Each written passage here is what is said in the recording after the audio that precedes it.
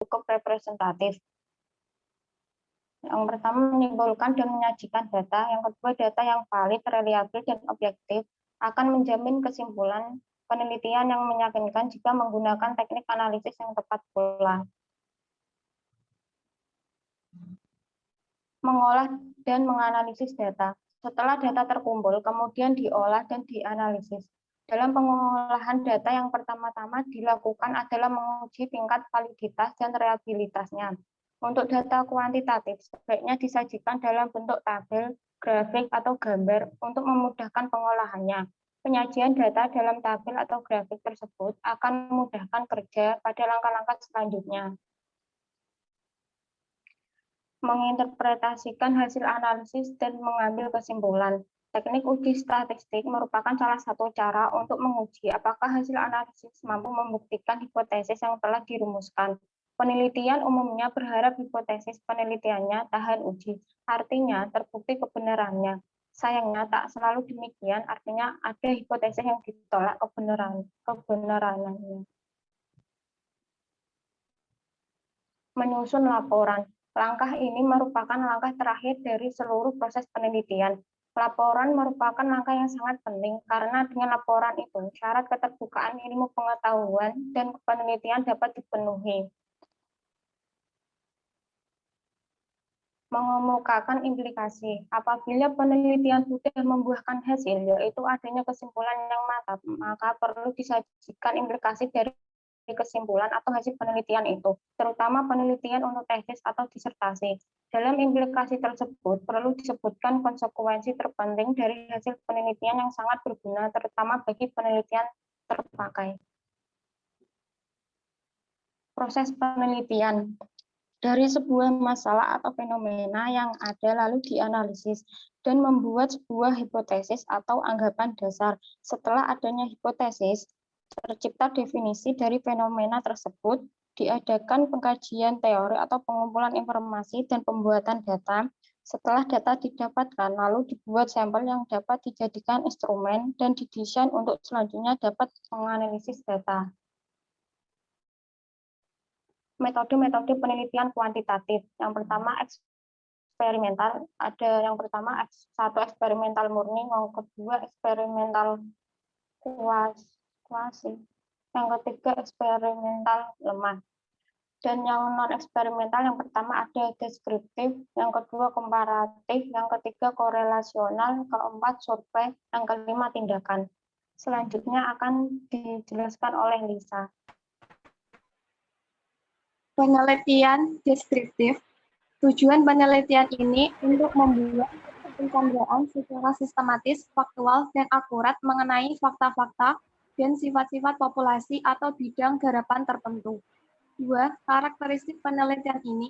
A. Membuat pencanderaan mengenai suatu situasi atau kejadian, sehingga penelitian ini sering disebut sebagai penelitian survei. B. Tujuan khusus penelitian ini adalah mencari informasi faktual secara detail, mengidentifikasi masalah-masalah atau untuk justifikasi keadaan, membuat komparasi dan evaluasi, dan hasilnya dipakai untuk pengambilan keputusan di masa depan. 3. Langkah-langkah. A. Merumuskan masalah. B. Menentukan informasi yang diperlukan. C. Menentukan prosedur pengumpulan data. Menentukan prosedur pengolahan data, dan E. Menarik kesimpulan. Penelitian kausal komparatif. 1. Tujuan penelitian ini untuk menyelidiki kemungkinan hubungan sebab akibat dengan cara mencari kembali faktor-faktor yang menjadi penyebab berdasarkan hasil pengamatan sebelumnya. 2. Ciri pokok penelitian ini adalah bersifat ex post facto atau data dikumpulkan setelah semua kejadian yang dipersoalkan berlangsung. 3. Langkah-langkah penelitian. A. Merumuskan masalah. B. Menelaah kepustakaan. C. Merumuskan hipotesis. D. Merumuskan asumsi-asumsi yang mendasari hipotesis. E. Merancang pendekatan penelitian. F. Validasi teknik pengumpulan dan interpretasi hasil. D. Analisis data. Dan H. Menyusun laporannya. Penelitian korelasional. 1. Tujuan penelitian ini untuk mendeteksi sejauh mana variasi-variasi pada suatu faktor berkaitan dengan variasi-variasi pada satu atau lebih faktor lain berdasarkan pada koefisien korelasi. 2. Ciri-cirinya. A. Cocok dipakai jika variabel yang diteliti rumit dan atau tak dapat diteliti dengan metode eksperimen atau tak dapat dimanipulasikan. B. Memungkinkan pengukuran beberapa variabel dan saling hubungan secara serentak dalam keadaan realistik. Dan C. Apa yang diperoleh tak sekedar mengetahui ada atau tidak adanya saling hubungan tersebut, akan tetapi melihat seberapa kualitas hubungan tersebut. 3. Langkah-langkah penelitian. A. Merumuskan masalah. B. Menelaah kepustakaan. C. Merancang pendekatan penelitian. D. Mengumpulkan data. E. Analisis data. Dan F. Menulis laporan. Penelitian survei. Tujuan penelitian ini untuk mengumpulkan informasi berbentuk opini dari sejumlah besar orang terhadap topik atau isu tertentu. 2. Ciri-cirinya. A. Informasi dikumpulkan dari sekelompok besar orang tentang sesuatu opini. B. Informasi dikumpulkan melalui pengajuan pertanyaan dari suatu populasi. Dan C. Informasi diperoleh dari populasi dan bukan dari sampel. 3. Langkah-langkah penelitian. A. Merumuskan masalah. B. Menelaah kepustakaan. C. Merancang pendekatan penelitian. D. Mengumpulkan data. E. Analisis data. Dan F. Menulis laporan. Penelitian tindakan. 1. Tujuan penelitian ini untuk mengembangkan keterampilan baru atau pendekatan baru dalam rangka memecahkan masalah praktis di lapangan atau di dunia kerja. Ciri-ciri pokok. A. Praktis dan relevan dengan situasi aktual dalam dunia kerja. B. Menyiapkan kerangka kerja yang baik untuk pemecahan masalah dan perkembangan baru. C. Fleksibel dan adaptif. Dan D. Berkesan kurang ilmiah. 3. Langkah-langkah penelitian. A. Merumuskan masalah penelitian. B. Menelaah kepustakaan. C. Merumuskan hipotesis tindakan. D. Mengatur setting penelitian. E. Menentukan kriteria evaluasi. F. Analisis data. Dan D. Membuat laporan. Penelitian eksperimen murni.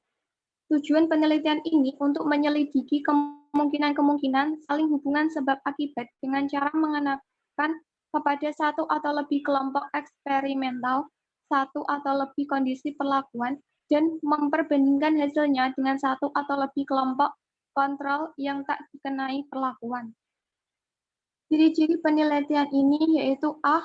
Menuntut pengaturan variabel-variabel dan kondisi-kondisi eksperimental secara ketat, baik dengan kontrol maupun manipulasi langsung maupun dengan randomisasi.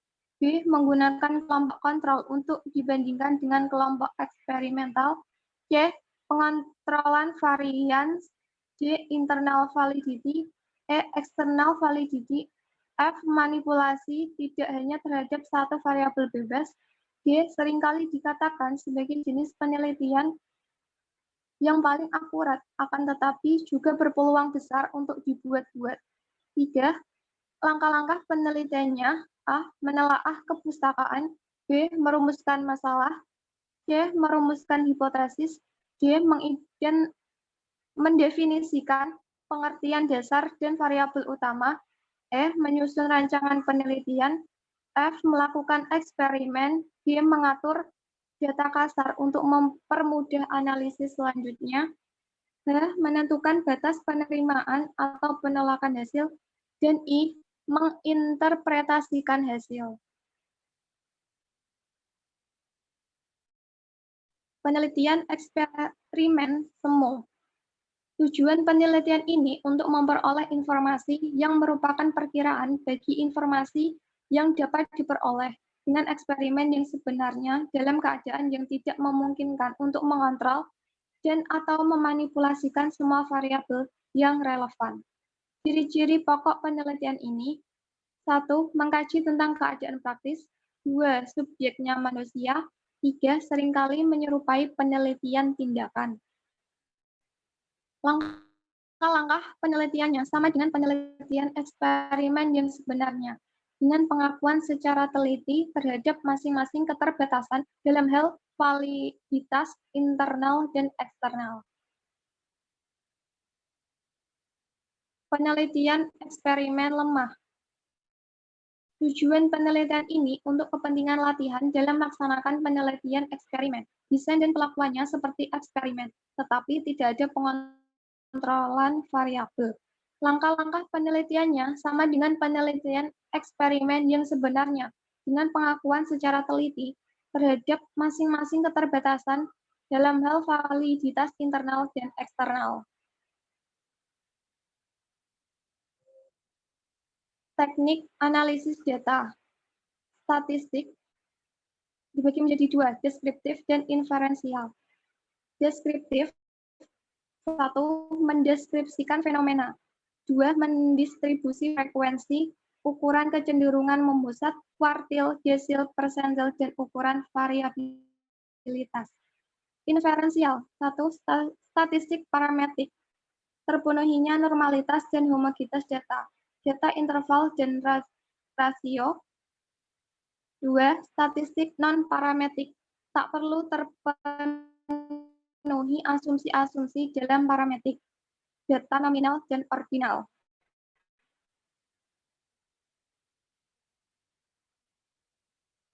Penggunaan statistik parametrik dan non-parametrik. Macam data yaitu ada nominal, ordinal, interval, rasio. Bentuk hipotesis. Nominal, deskriptif, satu variabel atau satu sampel.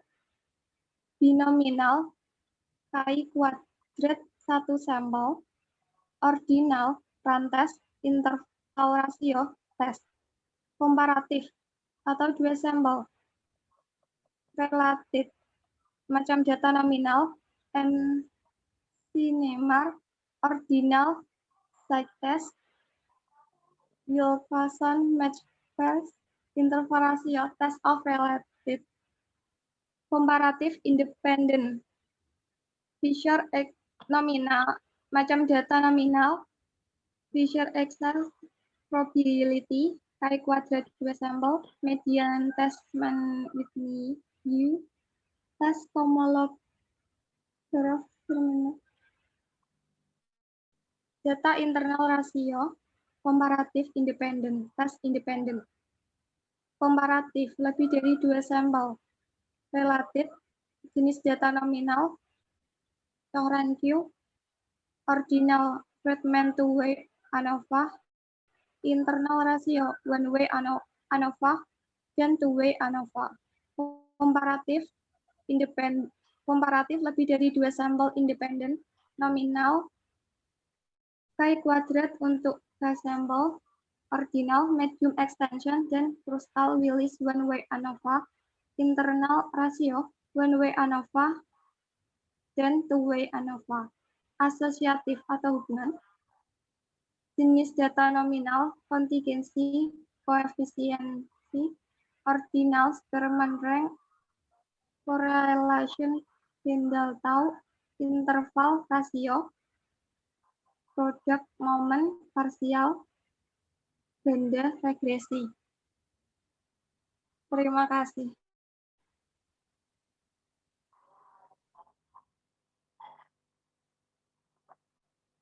Baik, tadi sudah dipresentasikan. Saya ingin menjelaskan yang dari PPT saya ya. Ini bisa disorot lagi nggak yang PPT-nya tadi? Bisa disorot yang PPT-nya?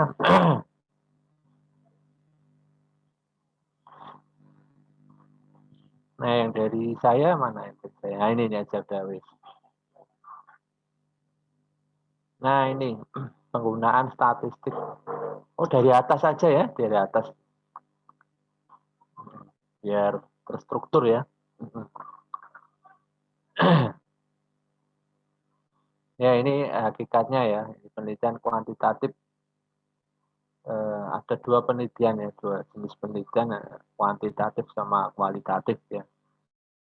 Nah, kalau kualitatif ini apa namanya, mereka lebih cenderung ke pengukuran dari variabel-variabel penelitian. Jadi di sini saya sering mengatakan variabel ya, tadi disinggung di PPT kelompok 2 ya, variabel itu masalah yang diteliti, yang memiliki variabilitas nilai yang bisa diuji ya. Nah, itu namanya variabel. Ya. Nah, variabel ini ada beberapa, ada 4 ya, 4, 5 ya. Nah, nanti kita pelajari. Ada variabel dependent, ada variabel independent. Sementara itu dulu yang kita pelajari ya. Nah, variabel dependent itu variabel yang dipengaruhi. Kalau independen ini adalah variabel yang mempengaruhi. Misalnya pengaruh kecerdasan emosional terhadap kinerja manajerial. Ya, kinerja manajerial ini adalah variabel yang dependen karena apa? Dipengaruhi oleh kecerdasan emosional ya. Nah, itu.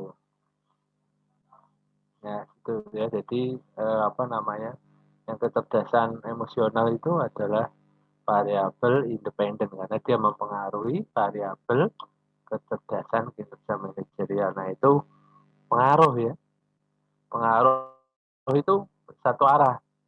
Nah, X mempengaruhi Y. Tapi kalau dibalik, Y mempengaruhi X, tidak bisa.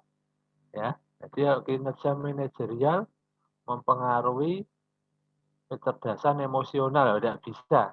Ya. Tidak masuk logika. Ya kan?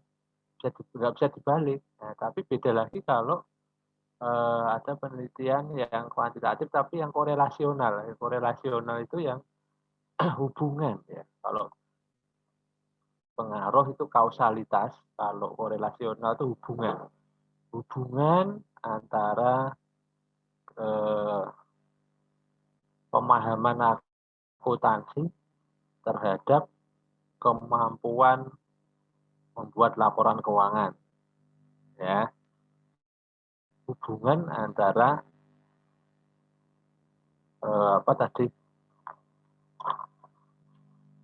pemahaman akuntansi terhadap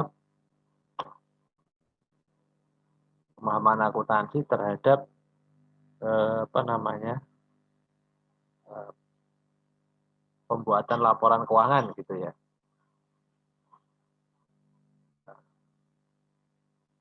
Nah, ini kalau dibalik pemahaman pembuatan laporan keuangan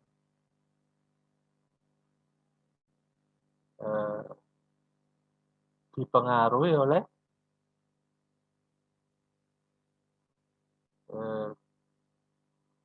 pemahaman akuntansi.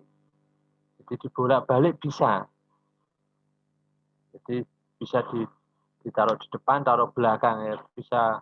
Nah, kalau bisa bolak-baliknya hubungan, ya bisa X mempengaruhi Y atau sebaliknya Y-nya mempengaruhi X. Jadi kalau Anda nanti mau meneliti, Anda lihat ya kausalitas dan korelasional itu cirinya itu adalah kalau korelasional itu bisa dibolak-balik. Tapi kalau yang korelasional ya kausalitas itu tidak bisa dibolak-balik, dia hanya satu arah. Nah, itulah namanya pengaruh ya, penelitian pengaruh ya, sebab akibat ya. Kalau hubungan ya, penelitian hubungan ini variabel X mempengaruhi Y dan sebaliknya Y juga bisa mempengaruhi X. Pemahaman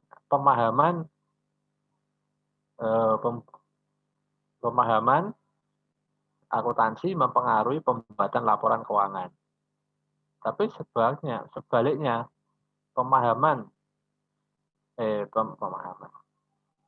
pemahaman pembuatan laporan keuangan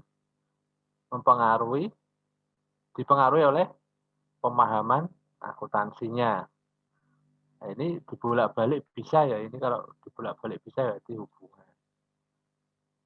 Nah, atau mungkin hubungan motivasi terhadap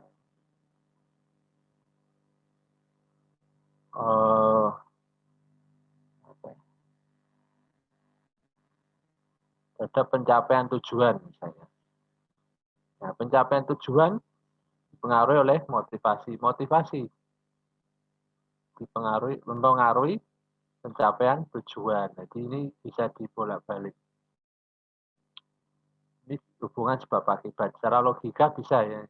Tapi kalau hanya searah itu tidak bisa. Ya. Nah, kalau penelitian kuantitatif mesti menggunakan model. Ya, tadi ada eksperimen, ada non-eksperimen. Kalau yang eksperimen itu menggunakan uji coba. Ya, uji coba itu gini, kalau di akuntansi bisa di eksperimen, bisa. Caranya gimana? Ya, membuat suatu kasus ya, di mana nanti kasus-kasus tadi itu kita pengen melihat reaksi dari narasumber kita, responden kita seperti apa. Nah, kemudian dari sini kita bandingkan. Nah, ini penelitian yang eksperimental ya. Kayak non eksperimental itu ada penelitian kausalitas, tadi ya, deskriptif, ya, kemudian relasional, korelasional, kemudian ada penelitian komparatif ya. Kalau komparatif itu perbandingan antara X dan Y, kita bandingkan. Nah, kemudian penelitian kuantitatif, ya ini cenderung dalam setting lingkungan buatan, misalnya laboratorium. Nah, ini kalau penelitian yang eksperimen dan tindakan ini biasanya di laboratorium. Kalau tindakan itu penelitian yang misalnya dari kedokteran, ya, dari teknik itu penelitian tindakan. Nah, tapi kalau di akuntansi eksperimental ya. Kalau tindakan tuh misalnya misalnya tentang pengaruh vaksinasi ya, vaksinasi itu tadi ya, terhadap kesehatan masyarakat. Nah, ini tindakan, penelitian tindakan vaksin tadi. Nah, pengaruhnya gimana? Nah, itu diteliti. Ya, misalnya gitu. Misalnya seperti itu. Baik, next coba. Next. Alasan cukup jelas ya. Kalau generalisasi itu jadi penelitian tadi semakin luas. Jadi misalnya gini, kalau Anda meneliti di Indonesia, ya, misalnya tentang kualitas laba dari perusahaan multinasional di Indonesia itu seperti apa? Nah, kemudian ada lagi orang lain meneliti di Malaysia. Ini bisa diuji ya di tempat lain. Mungkin dan dia menggunakan teknik-teknik atau metode yang sama sehingga bisa dilakukan tempat lain kan. Kan ini bisa digeneralisasikan, artinya bisa dilakukan tempat lain sehingga penelitian ini semakin meluas. Ya, karena alat-alatnya sudah jelas. Ukurnya, variabelnya jelas, alat ukurnya jelas, metodenya jelas, teknik-tekniknya jelas, sehingga bisa dilakukan tempat lain. Sehingga ini dikatakan bisa menggeneralisasi, ya melakukan generalisasi. Jadi luas, jadi sudah diteliti di Indonesia, di Malaysia, diteliti di Singapura, di Amerika, di Jepang, di China misalnya gitu, terus akhirnya seluruh dunia. Jadi itu penelitian yang digeneralisasikan. Oke, next. Ya, ini karakteristiknya ya. Metodologi kuantitatif berdimensi tunggal. Ya, oke, jelas ya. Dimensinya itu satu ya, realitas. Realitas apa ya tadi? Kalau Anda tanya variabel itu apa? Ya, masalah yang diteliti. Ya kan? Nah, tadi sudah disinggung di PPT-nya Bapak. Masalahnya apa? Masalah kan gitu. Ya apa? Misalnya kalau kualitas apa ya kualitas laba, masalahnya kualitas apa yang diteliti. Nah, fenomenanya beda lagi ya fenomena. Nah, ini masa yang diteliti sebetulnya apa? Ya, kualitas laba kan gitu. Nah, ini. Nah, kemudian desainnya itu berpedoman pada penelitian yang ketat, kemudian fix-nya itu yo kalau misalnya penelitian kuantitatif yang menggunakan data primer itu mesti menggunakan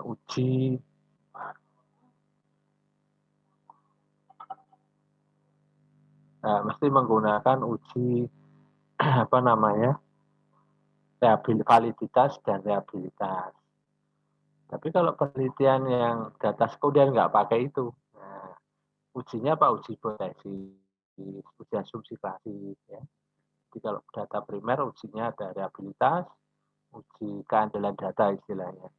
Kemudian ada reliabilitas, ada validitas, kemudian ada uji asumsi klasik dan uji hipotesis. Nah udah fix ya, spesifik khusus ya itu.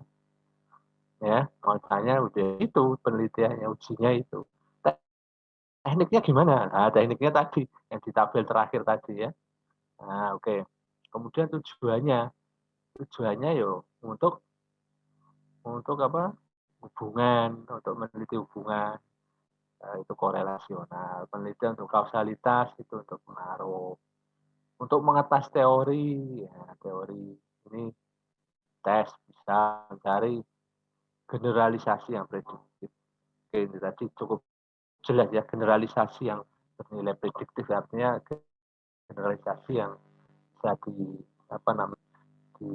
dilakukan di tempat lain ya, jadi semakin luas penelitiannya. Metodenya eksperimen, survei, korelasional. Ya, eksperimen itu penelitian ya tadi misalnya variabel misalnya, motivasi misalnya. Nah, motivasi kita mau meneliti motivasi mahasiswa. Nah, ini kita buat satu kasus misalnya ada kasus si A gitu ya selalu apa namanya si A selalu ngantuk misalnya dia membantu orang tuanya untuk bekerja. Nah ini nanti kita lihat di tanggapannya respondennya gimana, setuju tidak setuju, mungkin ada yang setuju, oh si A itu ngantuk kalau di kelas. Kenapa? Karena ya itu kalau yang ada juga yang tidak setuju gitu. Sehingga dampaknya apa? Motivasinya terhadap hasil belajar. Nah, hasil belajarnya gimana sih? Akhirnya kan jelek. Setuju atau tidak? Nah, diteliti. Ya gitu. Dilihat nih, ini ada kasus. Nah, terus dilihat tanggapannya responden tadi. Ada yang setuju atau tidak setuju? Oh, kalau setuju semua, oh berarti memang kalau pelajar itu kalau dia membantu orang tuanya ya memang konsekuensinya dia tidak bisa mengikuti pelajaran kan gitu. Nah, sehingga harus dibantu. Ya, bantuannya apa ya itu tadi kalau orang yang tidak mampu maka dia akan mendapatkan bantuannya apa? Mudah untuk mendapat sekolah misalnya. Karena apa? Karena dia nilainya jelek itu bukan karena dia bodoh, itu bukan karena dia bantu orang tuanya gitu. Nah ini misalnya kasus. Terus dilihat ini tanggapannya responden. Iya tangkap. Nah dari tanggapan tadi kita buat ukurannya tadi. Setelah ukuran tadi itu ditentukan, ketemu angka kan. Nah, angka inilah yang nanti menjadi data. Data-data ini berupa angka, kalau kita kuantitatif ini data-datanya berupa angka, kemudian angka inilah nanti yang akan dianalisis menggunakan SPSS. Dan nanti diinterpretasikan hasilnya setelah diuji. Itu, nah, itu. Nah ini ada sampel ya. Sampel itu untuk memudahkan ya, untuk efektivitas penelitian. Jadi kalau datanya besar, misalnya 100.000 responden, apakah Anda melakukan semuanya? Tidak kan? Ya supaya lebih efisien maka dibutuhkan apa namanya, kita tidak mengambil semuanya. Untuk efektivitasnya kita ambil sebagian, di mana sebagian tadi sebagai perwakilan dari keseluruhan data tadi, keseluruhan respondennya bisa mewakili berapa. Nah, itulah menjadi sampel. Nah, tekniknya gimana? Macam-macam sampel itu. Ada convenient, ada stratified, ada sampel wilayah, kemudian ada purposive sampling, ada kemudian snowball sampling, dan seterusnya. Ya. Oke, next. Next, nah ini langkah-langkahnya. Ya, langkah-langkahnya sebenarnya ini merumuskan masalah dulu, kemudian membatasi masalah masalahnya jangan sampai meluas ya. Jadi memang fenomena itu kan luas. Nah, ini ada batasi. Ya. Nah, kemudian setelah itu ini ada rumusan masalah, tujuan, manfaat, terus setelah itu baru di pustaka. Di pustaka, hipotesis, atau pertanyaan penelitian ya. Perumusan hipotesis. Hipotesis itu dugaan sementara. Ya. Nah, kemudian menentukan desain dan metode penelitian. Ya, menentukan desain dan metode penelitian. Setelah itu menyusun instrumen dan mengumpulkan data. Instrumen itu apa? Instrumen itu alatnya. Ya, alat penelitian apa? Ada kuesioner, kemudian ada wawancara, kemudian ada angket, kemudian ada tes. Nah, kemudian setelah itu ada analisis data. Kemudian analisis data ini menggunakan alat analisis ya. Nah, alat analisisnya Anda sudah tahu ya, ada SEM, ada SPSS. Kemudian menginterpretasikan, jadi diterjemahkan semuanya tadi. Oke, next. Next, nah ini langkah-langkahnya diurut-urutkan seperti ini ya. Ada masalah fenomena, kemudian fenomena kita buat penelitiannya, tujuan merumuskan masalahnya apa, tujuannya apa, manfaatnya apa, dan hipotesis. Kemudian dari hipotesis tadi ada definisi-definisi operasional, kajian-kajian teori. Nah, ini bab 2 biasanya. Definisi operasional, kajian teori, hipotesis ini bab 2. Ya, setelah itu ada sampel, instrumen alat-alatnya tadi. Kemudian desain ya. Desain itu apa ya? Desain ini kerangka ya, kerangka penelitiannya apa. Ini desainnya. Ini bab 2 nih sebetulnya desainnya. Di sampel, instrumen. Nah, ini bab 3. Kemudian ini desain ini bisa kita kerangkanya dari kerangka penelitian, kemudian kita tentukan metode untuk menjawab hipotesisnya ini tadi apa. Ya, ada uji apa tadi. Kalau ada menggunakan data kuesioner, dalam mengumpulkan datanya menggunakan kuesioner, maka ujinya ada uji keandalan alat ya. Nah, ada uji validitas, ada realitas. Kemudian ada uji asumsi dan uji hipotesis. Desain hipotetisnya ya. Nah, itu dianalisis, diuji ya. Terus Anda mencari data, dengan data-data ini tadi Anda dengan desainmu tadi, nah, ketemulah analisis data. Dari analisis data terus ada interpretasi dan pelaporan. Itu oke. Next. Nah, ini kalau di akuntansi, ini kita yang non eksperimental. Ini ada komparatif, korelasional, survei ya. Ini yang kita ini nomor 2, 3, 4 di Samsu katanya 2, 3, 4. Ya, yang deskriptif itu enggak. Ya. Deskriptif itu apa? Nah, oke, next. Tindakan ya enggak, tindakan itu biasanya kedokteran. Ya, terus teknik itu tindakan. Nah, ini deskriptif. Jadi deskriptif itu mencari gambaran. Gambaran apa ya? Suatu hal, misalnya gambaran tentang karakteristik wisatawan Indonesia misalnya. Karakteristiknya apa? Ya, Anda cari misalnya, karakteristik misalnya dilihat dari apa? Dari sisi belanjanya, dari sisi gajinya, sisi umurnya, kemudian dari destinasi wisatanya apa. Nah, seperti itu. Nah, dari hasil tadi dibuatlah suatu tabel dan grafik untuk memaparkan datanya. Nah, ini deskriptifnya namanya. Oke, next. Dia tidak perlu hipotesis kalau deskriptif. Nah, ini ada kausal, ini tadi yang saya bilang, ada komparatif ya, ini uji beda namanya ya, uji beda. Membandingkan, misalnya ada penelitian misalnya, kita menghitung return saham,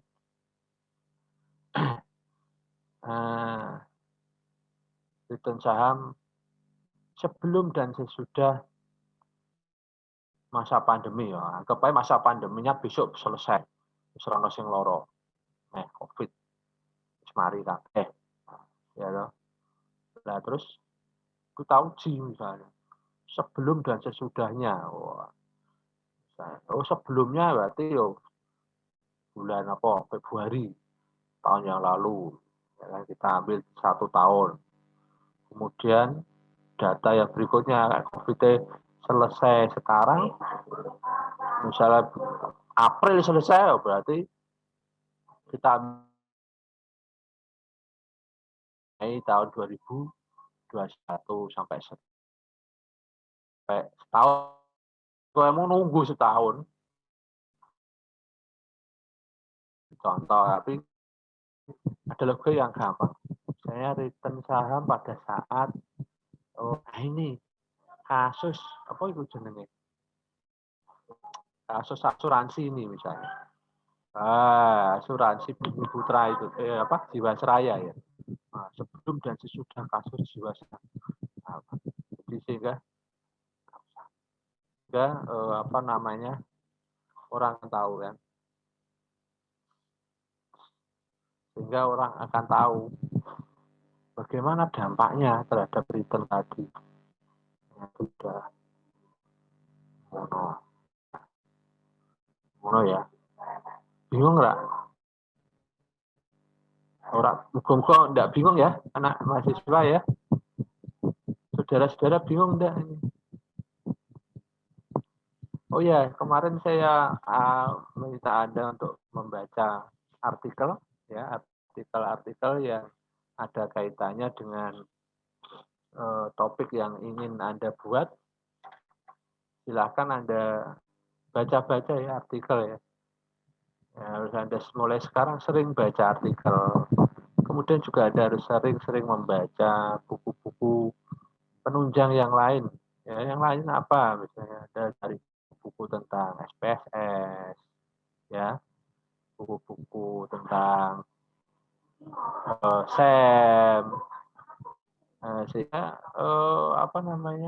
wawasan Anda berkembang ya. Jadi nanti buat skripsi itu bukan hal yang sulit ya, karena ini merupakan penelitian dan Anda memiliki keahlian. Keahlian apa untuk meneliti? Jadi Anda itu bisa menjadi seorang peneliti. Nah, kalau Anda jadi peneliti, nanti bisa menjadi ilmuwan, bisa menjadi seorang kalau konsultan ya, di kantor-kantor riset. Nah, itu. Oke, terus next.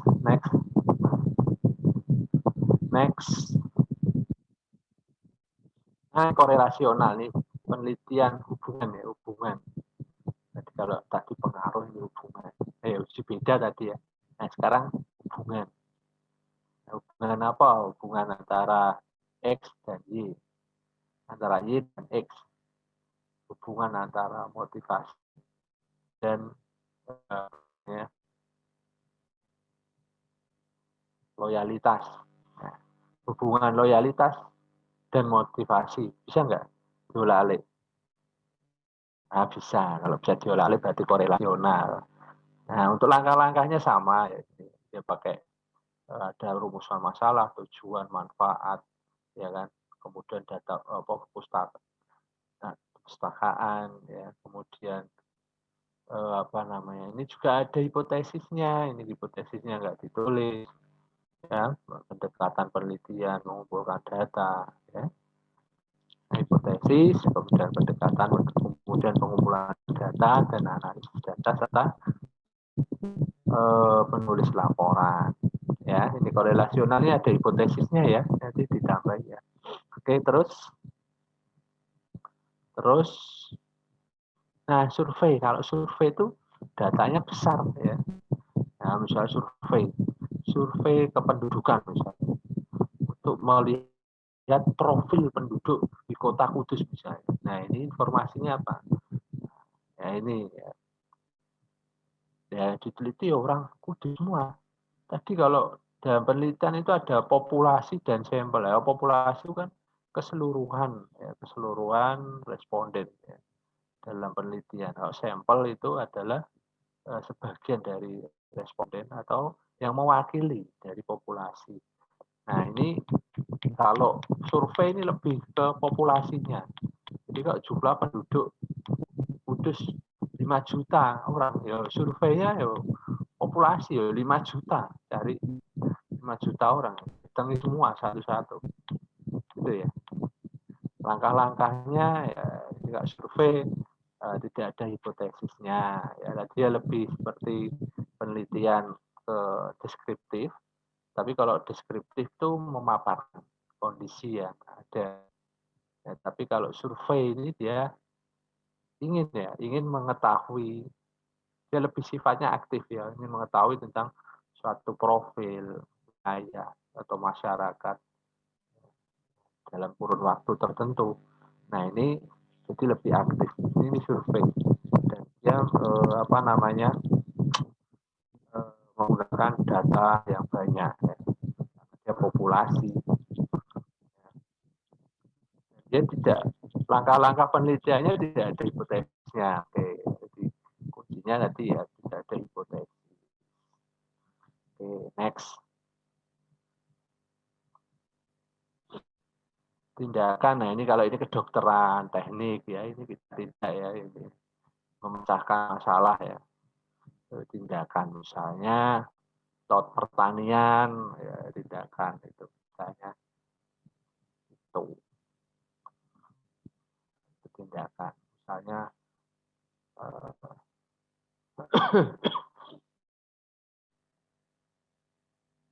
misalnya vaksinasi untuk meningkatkan daya tahan tubuh.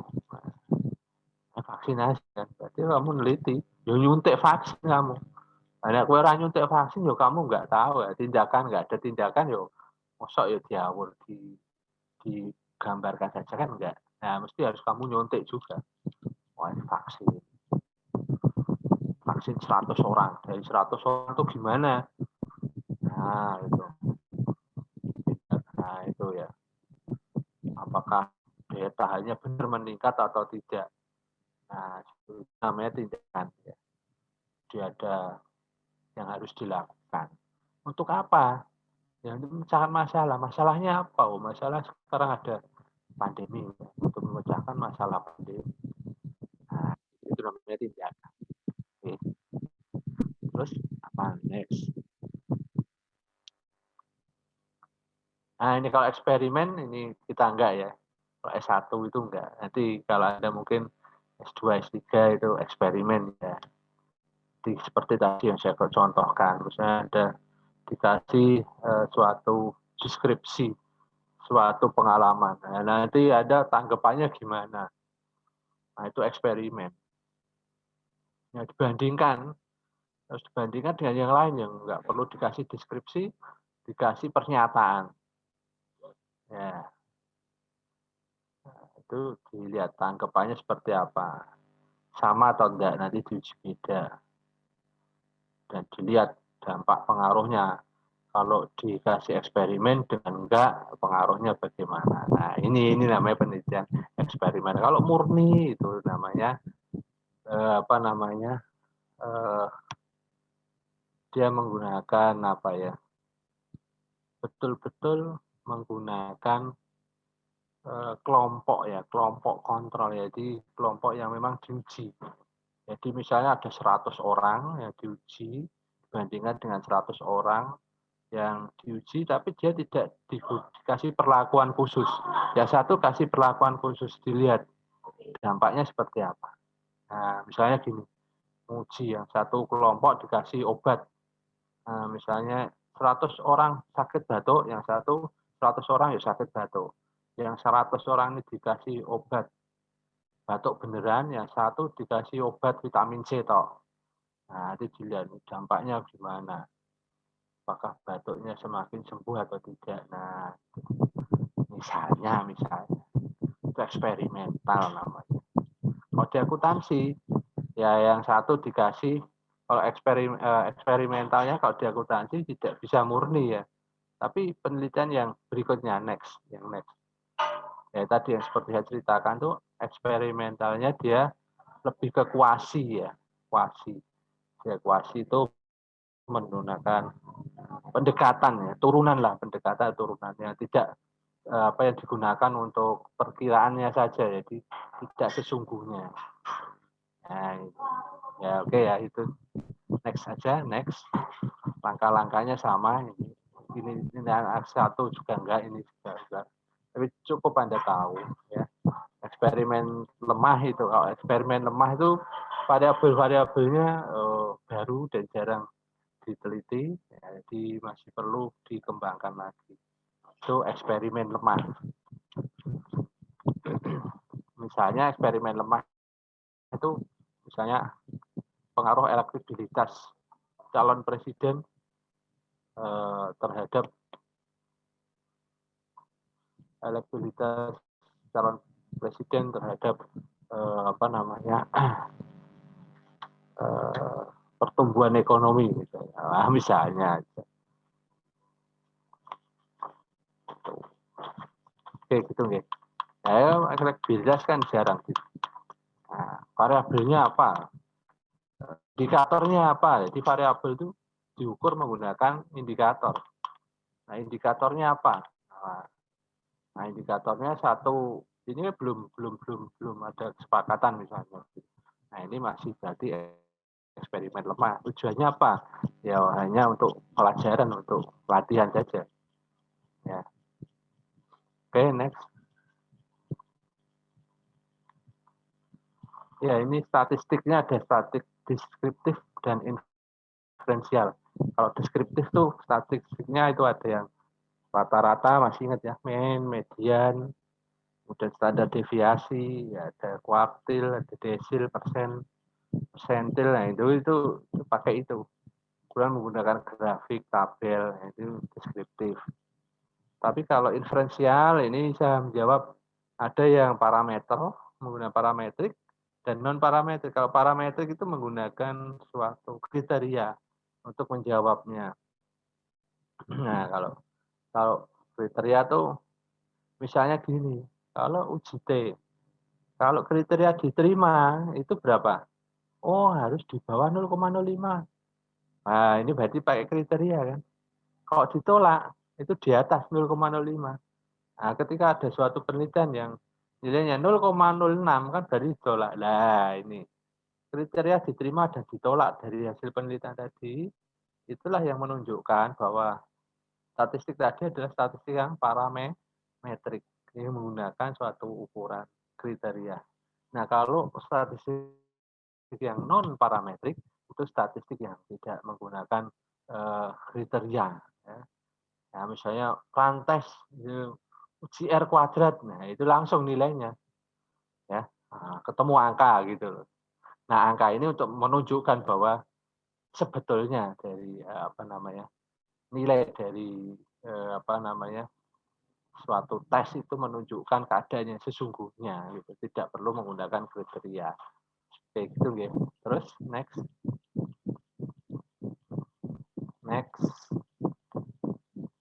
Nah, ini ada kotak-kotak ini ya. Anda perhatikan kolom yang ini asosiatif hubungan ini ya, ini asosiatif hubungan konvergensi, Spearman, correlation atau regresi produk R produk moment, regresi parsial, regresi berganda, kemudian ada regresi ya. Nah, ini skalanya di skala nominal, ordinal, interval rasio. Jadi kalau Anda dalam penelitian Anda menggunakan skala nominal, maka untuk menunjukkan hubungan itu menggunakan kontingensi koefisien C. Koefisien C itu nilai C, nilai koefisien dari persamaan regresi gitu. Nah, itu kan Y sama dengan A plus BX. Nah, B-nya itu loh. Y sama dengan A plus BX. B-nya itu ya koefisiennya itu yang menunjukkan hubungan. Itu kalau pakai nominal. Kalau ordinal ya ini bisa diuji pakai strength experiment, correlation, Kendall Tau. Ya. Ordinal itu apa? Ordinal itu angkanya itu misalnya menunjukkan angka 8 ordinal. Artinya apa? Yo 1, 2, 3, 4 melalui tahapan 1, 2, 3, 4, 5, 6 sampai 8. Itu ordinal. Tidak mungkin langsung 8. Nah, kalau nominal itu menunjukkan angka 2. Ya. Tapi dia tidak melalui 1 dulu, tapi ya 2 ya 2 nilai sungguhnya. Itu nominal. Misalnya umurmu berapa? Ya, 20 tahun. Ya, 20 tahun. Ya udah 20 tahun. Ya. Oke, gitu ya. Tapi kalau ordinal ini misalnya gini. Level pedas. Nah, misalnya dari ayam goreng misalnya. Level berapa? Level 5. Nah, level 5 mesti kan lewati level 1, level 2, level mesti kan lebih tinggi dari level 1, lebih tinggi level 2, lebih tinggi dari level 3, lebih tinggi dari level 4. Itulah level 5. Ya itu urut pasti kan. Nggak mungkin level 5 itu pedesnya sama dengan level 1, nggak mungkin. Mesti. Nah, ini urut ya, urut. Nah, itu ordinal namanya. Ya, terus kalau interval rasio ya. Kalau interval rasio itu misalnya gini, persamaan misalnya. Rumus probabilitas. Rumus profitabilitas. Rumus leverage. Hasilnya 0,8. Nah, 0,8 ini kan dari rumus. Leverage rumusnya apa? Nah, utang dibagi dengan apa leverage? Dibagi dengan apa leverage itu? Ada yang tahu? Ahmad? Leverage rumusnya apa? Nah, utang dibagi modal. Nah, gitu ya. Nah, itu rumus kan perbandingan itu rasio. Nah, rasio. Tapi kalau interval itu juga interval rasio seperti itu. Kalau interval gini, interval gaji ya, misalnya gaji. Berapa gaji Anda misalnya? Gajinya berapa? 1 juta sampai 3 juta. Itu nilainya A. Terus 3 juta 100 sampai 6 juta itu nilainya B. 6 juta 100 sampai 9 juta itu nilainya C. Itu misalnya interval dari gaji. Nah, misalnya gitu itu. Nah, itu nanti disuruh milih yang mana? Milih A, B, C. Kalau B ya nilainya 2 misalnya. Nilai A ya nilainya 1 misalnya. Misalnya gitu. Oke. Itu interval. Jadi interval itu jadi ada spek-spek tertentu, ya, tahapan-tahapan tertentu. Tapi beda dengan ordinal. Nah, gitu ya. Oke, cukup ya. Ada pertanyaan?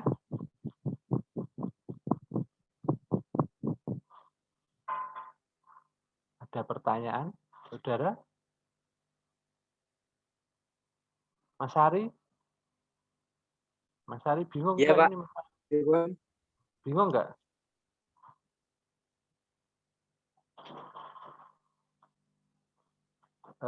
Silakan kalau ada yang bingung Anda tanyakan langsung. Atau kalau Anda sungkan ya Anda WA saja. Nggak apa-apa. Atau mungkin ke Sunan ya. Oh ya, diskusi kok nggak pernah diisi. Diskusi itu ada nilainya loh. Silahkan Anda tanya jawab ya dengan teman-teman Anda tentang Metopen. Ya. Nah, di Sunan saya sudah upload tugas-tugasnya. Silahkan nanti Anda buat ya. Tugasnya Anda buat fenomena dari topik-topik yang sudah Anda buat di tugas 2. Tugas 2 itu ada 5 kan. Nah, Anda buat fenomenanya 3 saja. Tidak usah semuanya, tapi 3 saja Anda lihat. Tapi yang Anda pilih yang paling menarik, yang kira-kira nanti bisa berpotensi bisa menjadi skripsimu atau proposal skripsimu. Ya.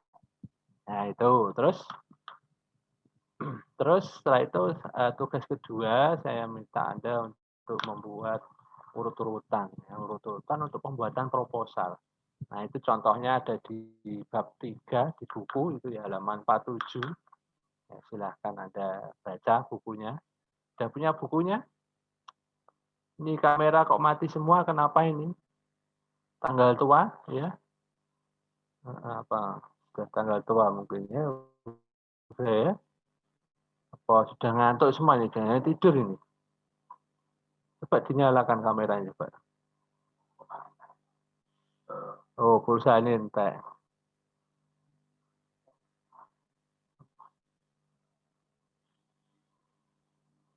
Oh, hari ini ya. Ya oke, segitu aja ya, cukup ya. Ini nggak punya pulsa kali.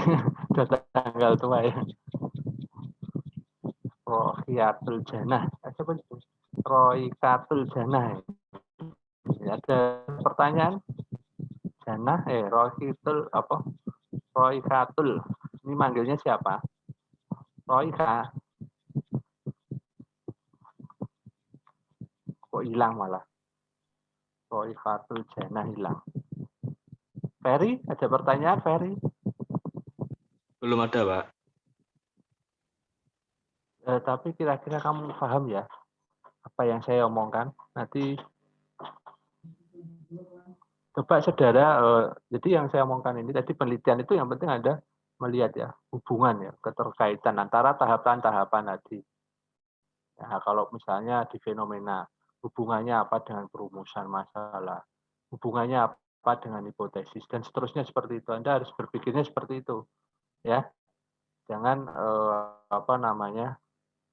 Jangan Anda melepaskan ya hubungan saling keterkaitan, misalnya hipotesis dengan fenomena itu apa kaitannya? Ini jangan sampai Anda hilang ini hubungannya.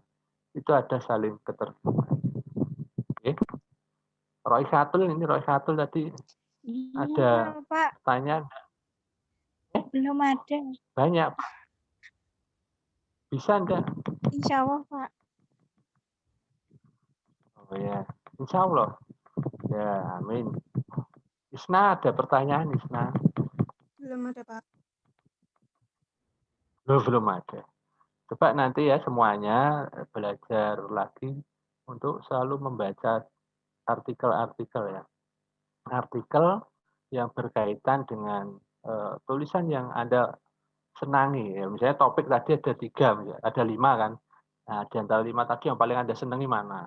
Anda pilih, Anda cari fenomenanya, terus Anda cari artikel-artikel yang lain, ya, Anda baca-baca seperti itu.